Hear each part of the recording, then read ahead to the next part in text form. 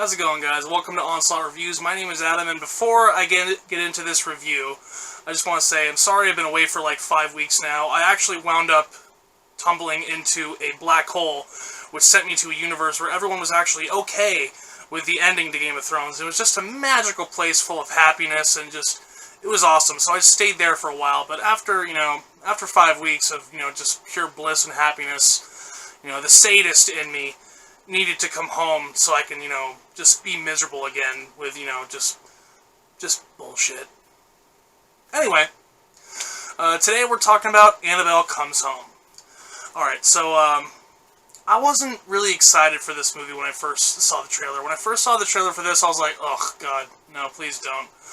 But, I went and seen it, and, it actually wasn't as bad as I thought it was going to be, but for full disclosure, I thought this movie was going to be shit, and it was just slightly better. So, let's get into this.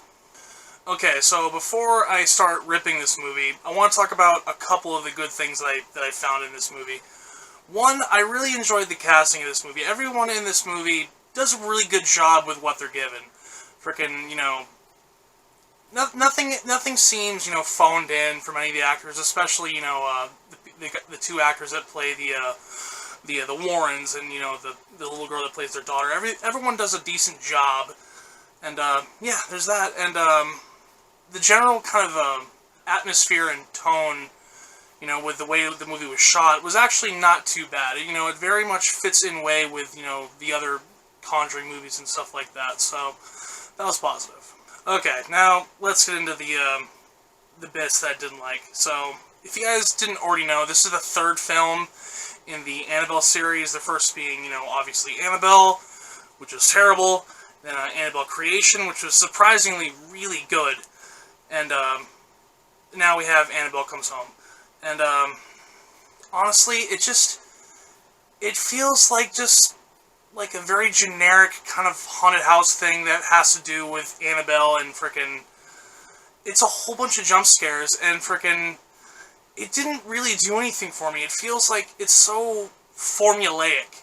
You know what I mean? Once the scare starts to happen, it's basically like you're walking through a dark hallway, you hear a sound, and, jump scare. And that's it. You can almost kind of tell when the jump scares are going to happen, frickin' to where you're just like, yeah, here we go. Boom. Okay.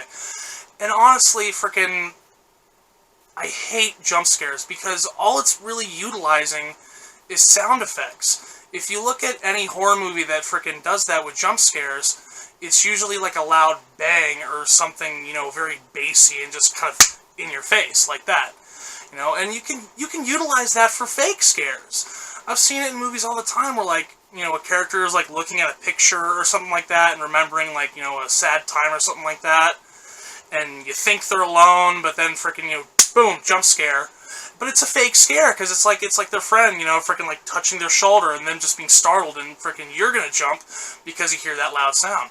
So, to me, it's a very cheap way of getting scares in a movie, and especially for the Conjuring movies, between the Conjuring movies, Annabelle and the Nun and all that kind of stuff, they have potential for good scares. There have been good scares.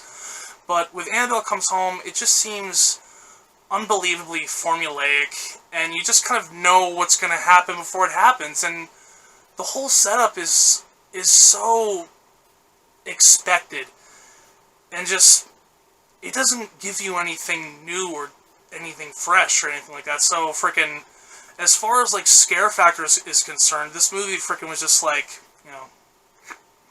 Now, another thing that I want to talk about is certain parts of the setup, and there might be some mild spoilers, but honestly, I'm not going to be able to recommend this movie to you, so I'm going to spoil it just a little bit. So, the Warrens go and get Annabelle, and they bring it back home, frickin' like you've seen in the first Conjuring movie, and, the whole story of Annabelle if you've seen any of those movies.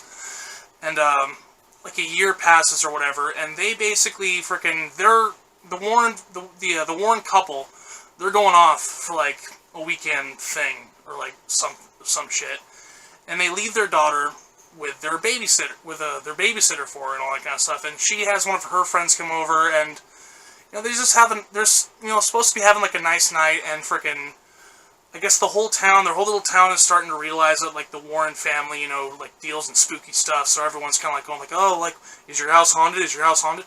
So, the babysitter's friend, cool goth-looking chick, because I forgot their names. It's really just, it's blonde girl, cool goth-looking chick from the 70s or whatever, and a little girl who's actually smart. And, so she's trying to figure out how to get in the basement, because she knows that all the creepy stuff is in the basement. She wants to get down there, to check stuff out and everything. And she's trying to get down there, the door's locked, and, missed opportunity here. She starts to actually pray to, like, dark spirits to open the door. And you would think that, like, obviously, like, alright, so, like, frickin' Annabelle frickin' is gonna, like, magic the door open, right? That's gonna happen because, in horror movies, stuff like that just happens without frickin' any real explanation. Especially since she's locked in, like, some, magic glass box. But, no, that doesn't happen. So she decides, alright, whatever, I'm just gonna go frickin' rummage around through their office or whatever and just, see if I can find something, that's worth my time. And she finds the keys sitting on Ed Warren's desk. Now, if you had a basement filled with evil, demonic, possessed bullshit, would you just leave the keys to the haunted kingdom right on your desk? Would you not take them with you? Why do you have all those keys just sitting on your desk? What? I don't understand. It irks me so much. It's such a dumb way to get them in there that it seems kind of comical. This is Ed and Lorraine Warren. These people, these are real people, and they were serious about that shit. Like, to this day, I mean, their family, like, you don't touch the Annabelle doll. You don't go down there, frickin', without, like, an armed escort or some shit. Frickin', so why leave the keys on your desk? And the keys to everything, even the key to Annabelle's safe is on that thing. You don't, like, if it was me, and I had that, you have 2 copies of the keys. You have your copy, and then you give a copy to your wife. You don't stick them all together on your desk and just leave it and think, oh, everything will be fine. Frickin', whatever. No, obviously something bad's gonna happen if you just leave the keys. Okay. I've ranted on that too much. Let's move on. Honestly, I think that's more or less it with this movie. I was not really impressed by it. I mean, some of it was okay and everything, but frickin', for the most part, this movie was very lackluster, and it was very unnecessary for the Conjuring the Conjuring movie universe. And I actually really like these movies, so it's kind of disappointing to, see, a bad movie come out of this, because I like these movies. I want, good horror movies to come out. I love horror movies, but, I'm gonna have to give this movie 2 out of 5.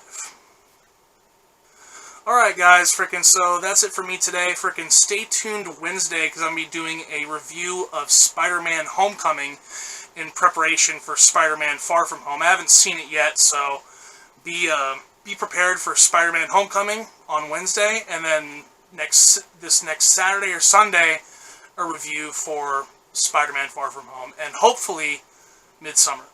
So I'm really excited about that, and I really want to get a review for that out as quickly as I can for you guys. So, yeah. See you guys in the next video.